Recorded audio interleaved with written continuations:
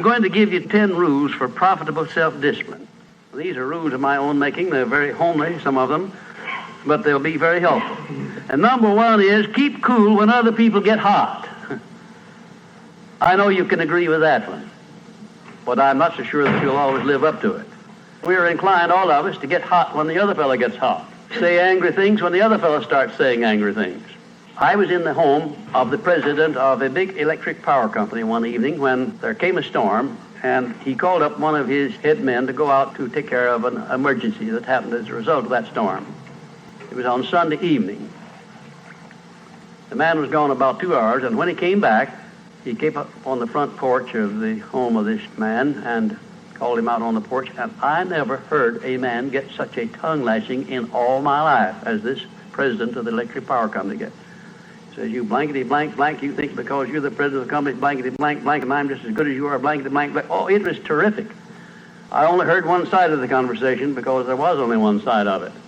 One man was doing all the talking, and one man was doing all the listening. And after this had been going on for fully 3 minutes, the other man ran out of wind and had nothing more to say. He was mad, you see, because they'd called him out on this stormy night. I heard the president close the door, and he came back, and he just smiled and said, why, the man was a little bit hot, wasn't he? That's all he said. A little bit hot, wasn't he? I expected any moment to hear fists begin to fly out there.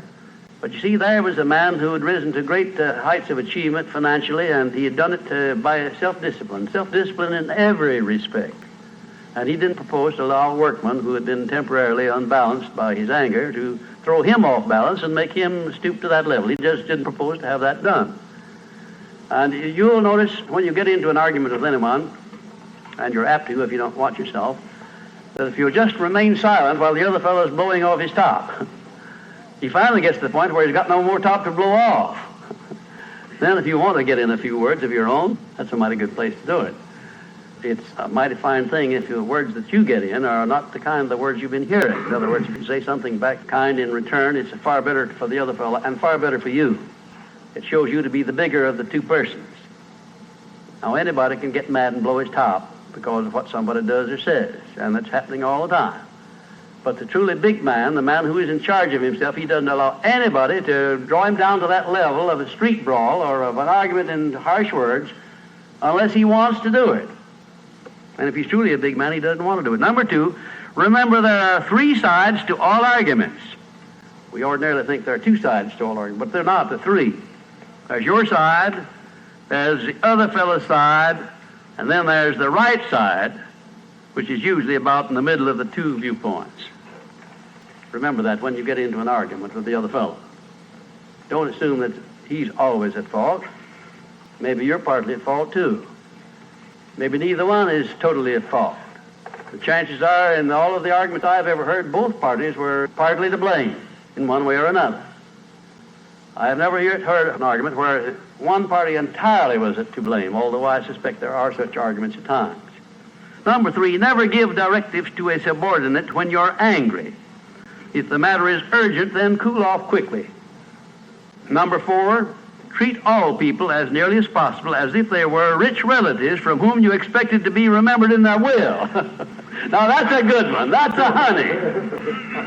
That is a honey. If you just do that, treat all people as if they were rich relatives from whom you expected to inherit something at their death. And you can do that. You know, if you had a rich relative that had $1 million he was going to leave to you, or you suspected he was going to, it wouldn't make very much difference what he said or did. He would never throw you off balance. You'd never talk back to him, would you? Of course you wouldn't. You'd be quite silly if you did. Keeping quiet for $1 million seems to me to be a very easy price to pay.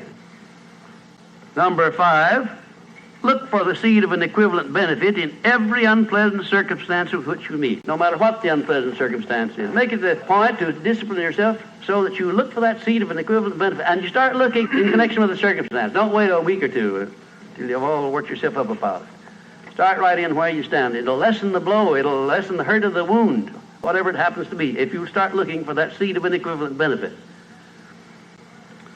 And number 6, learn the almost forgotten art of asking questions and then listening to the answers instead of getting the other fellow told off. It gives you an awful lot of satisfaction when you're angry to get the other fellow told, doesn't it? And the temptation is very great to do that. I know, because I've been there many times. Don't do it. Be bigger than that. Listen to what the other fellow has to say.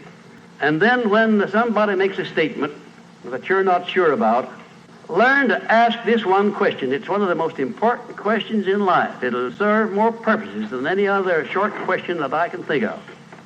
When somebody makes a statement that you're not sure about, or that you doubt, or that you question, ask a 4-word question. How do you know? And then wait for an answer and see him squirm.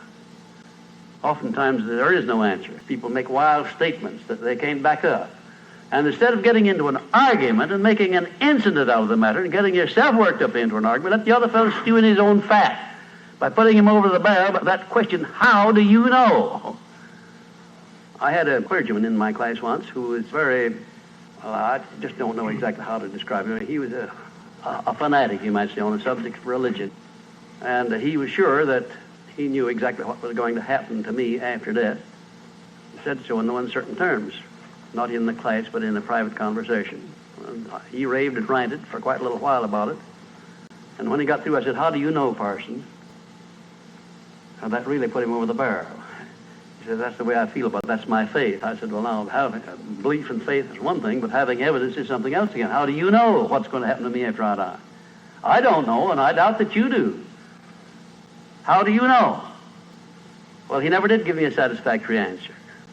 There are a lot of questions that come up in life in connection with which, if you'll ask that one thing, how do you know, you'll find that the other fellow will be off balance, and you don't need to make an incident out of what he says. You don't need to get mad at what he says. 7, never say or do anything which may influence another person without first asking yourself this question. Will it benefit him or hurt him? And if it will hurt him, don't do it. Don't say anything or do anything that would hurt another person under any circumstances, no matter how much he may deserve it. Exercise self-discipline. Don't do that, because if you hurt another man, you're going to hurt yourself 10 times as much at least, because that hurt will come back on you. I don't care who you are nor what circumstances you're working under or living under. If you hurt another person, you will be hurt 10 times as much. And if the hurt doesn't come immediately, the rate of interest on that is compound interest on compound interest, and it'll be 100 times as great if you wait long enough. Because everything that you do to or for another person, you do to or for yourself. There is no escape from that. That's just as much a law as the law of gravitation, which everyone understands. You know that if you stepped over the top of this building, no matter what your mind was or what your belief happened to be, if you stepped over the top of this building and violated the law of gravitation, that you'd hit the ground and you'd die in a very few seconds. And this law, which brings you back that which you send out, is just as inevitable, just as inexorable as the law of gravitation or any other of nature's laws. Number 8, learn the difference between friendly analysis and unfriendly criticism. Then decide which you wish to live by in your relations with others. Now, friendly analysis is one thing and is welcomed by most sensible people. I don't object to friendly analysis of anything that I do, even though it's very unfavorable. If it's friendly analysis, I like it, because I can improve by it. But if it's unfriendly criticism, very obviously unfriendly criticism, and not analysis, well, then I resent it. I wouldn't be human if I didn't. How can I tell whether it's friendly analysis or unfriendly criticism? How would you go about telling? There are a lot of ways you can tell. You can tell by your relationship to the person who's making it, whether it's friendly or unfriendly to begin with. If it's an enemy, obviously I discount it right off the bat, because you almost know it's going to be unfriendly criticism. I can tell also by the tone of voice in which he does it, by the manner in which he does it. Because a man who engages in unfriendly criticism generally uses a few epithets along with it that clearly indicates that he's biased. If you have self-discipline, you're not going to be influenced by that kind of a person. And number 9, remember that a good leader in any calling is one who can take orders as cheerfully as he gives them. And number 10, last but not least, remember that tolerance in human relations is just as important as tolerance in the operation of mechanics.